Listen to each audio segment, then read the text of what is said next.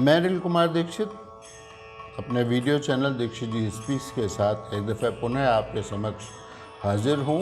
आज है तारीख 22 जुलाई सन 2021 और दिन है गुरुवार। आज के कार्यक्रम में मैं अपने सभी श्रोताओं और दर्शकों का स्वागत करता हूँ, उन्हें प्रणाम करता हूँ।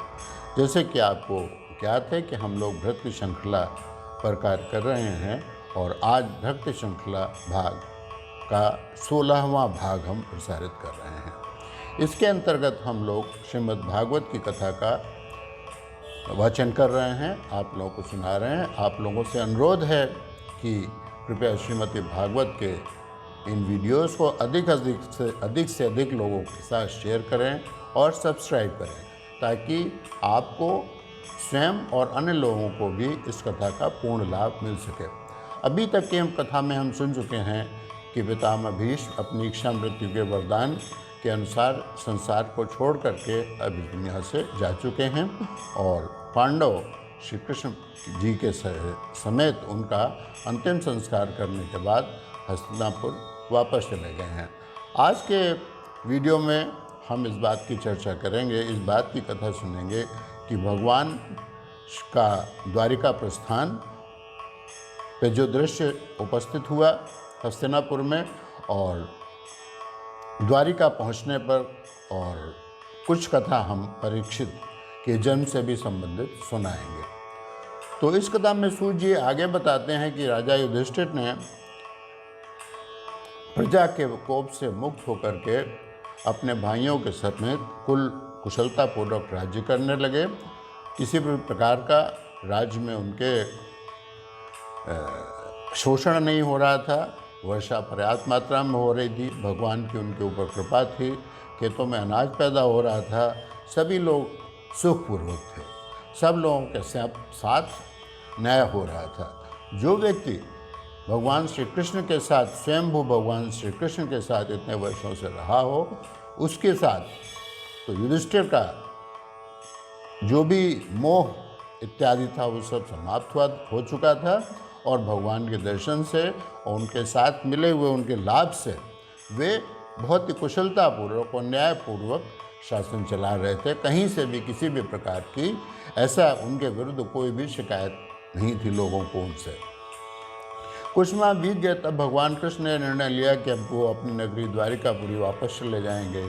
उन्होंने युधिष्ठिर से इसके लिए आज्ञा मांगी। युधिष्ठिर की इच्छा तो नहीं थी कि वो उनको आज्ञा दें, लेकिन उनको भी ये पता था कि द्वारिका भी भगवान श्री कृष्ण के बिना अधूरी है, क्योंकि वहाँ पर बलराम अकेले से द्वारिका का शासन चला रहे हैं। इसलिए उन्होंने उनको जाने की आज्ञा दे दी, बहुत ही भरे हुए मन से आज्ञा दी, लेकिन फिर भी उन्होंने उनको खुशी खुशी स्वीकृत दे दी। इस निर्णय की पता जब सुभद्रा, द्रौपदी, कुंती, उत्तरा, गांधारी और कृपाचार्य, नकुल, सहदेव, भीम और धृतराष्ट्र को मिला तो उन लोगों को बहुत दुख हुआ।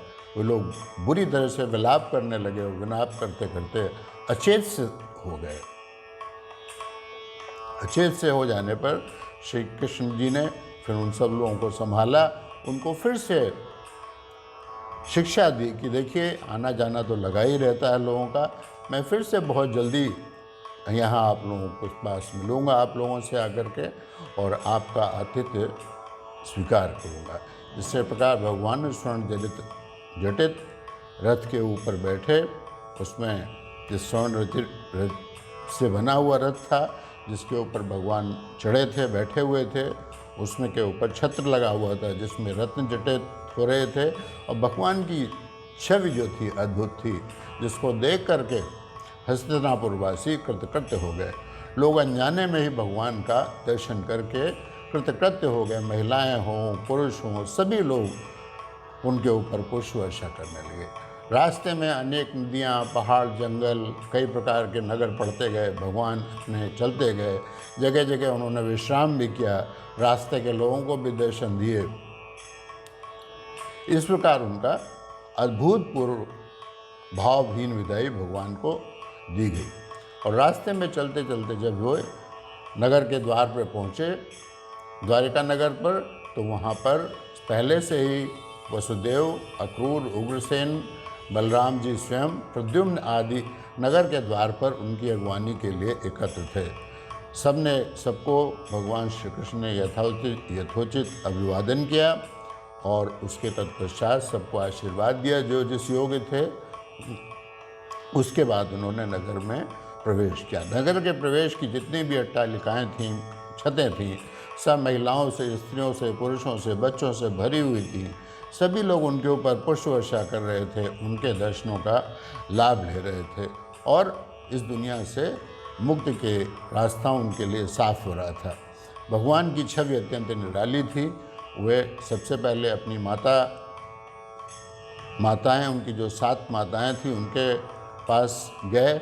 उनके चरणों पर उन्होंने अपना सिर रख लिया। माताओं ने उनको गले से लगा लिया। माताओं के इतनी उनकी चरणों के छूने से इतने भावविह्वल हो गई कि उनके स्तनों में दूध तक उतर आया, जबकि वो भगवान कृष्ण का भी बड़े हो चुके थे। ये उनका भगवान की माया ही थी।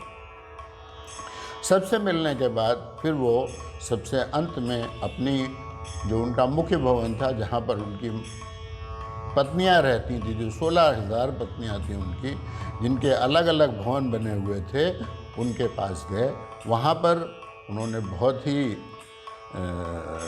शालीनता के साथ उन पत्नियों से मिले और अपने पुत्रों का सहारा लेकर के अपनी पत्नियों को आलिंगनबद्ध किया। जितनी भी पत्नियां थीं, उनकी स्त्रियां थीं, सब अत्यंत सुखी हो गईं। उनकी आंखों से आंसुओं की धाराएं निकल चुकी। इसके बाद कुछ समय और बीता तो हस्तिनापुर में जो राजा परीक्षित थे, जिनका कि जो अभी गर्भ में ही थे, वहाँ पर उनको एक दिन फिर ऐसा लगा कि शायद उसके ऊपर अश्वत्थामा ने फिर से किसी वस्तु का प्रहार किया है।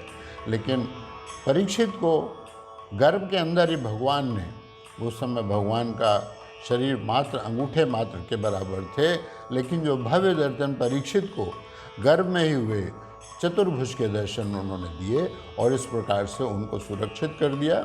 उसके बाद परीक्षित का जन्म हुआ। परीक्षित बड़े हुए। परीक्षित बहुत ही लोकप्रिय राजा हुए। उनके राज्य में किसी प्रकार का शोक इत्यादि नहीं था। उनका शासन भली प्रकार चलने लगा। अब हम परीक्षित से जुड़ी हुई अन्य कथाएं कल से आपको सुनाएंगे। आज की कथा हम यहीं पर समाप्त करते हैं। आप लोगों से प्रार्थना है कि अपने विचारों से, हमारी त्रुटियों से और हमारी अगर कोई गलतियां हैं या आपके कोई सुझाव हैं, उनसे हमें अवश्य कराते रहें। कथा के अधिक से अधिक प्रचार के लिए इन वीडियोस को ज़्यादा से ज़्यादा लोगों के साथ शेयर करें और उनसे सब्सक्राइब करने के लिए कहें और उनसे भी कहें कि वे और लोगों को शेयर करें, जिससे इस कथा का लाभ उन सभी लोगों को मिल सके। और अब हम लोग कथा का अंत करते हैं यहाँ से, और इसके बाद हम आपसे कहेंगे कि आप लोग प्रत्येक दिन कथा सुनने के बाद इस प्रकार से कीर्तन कीजिए। हरि ओम तत्सत, हरि ओम तत्सत, हरि ओम तत्सत।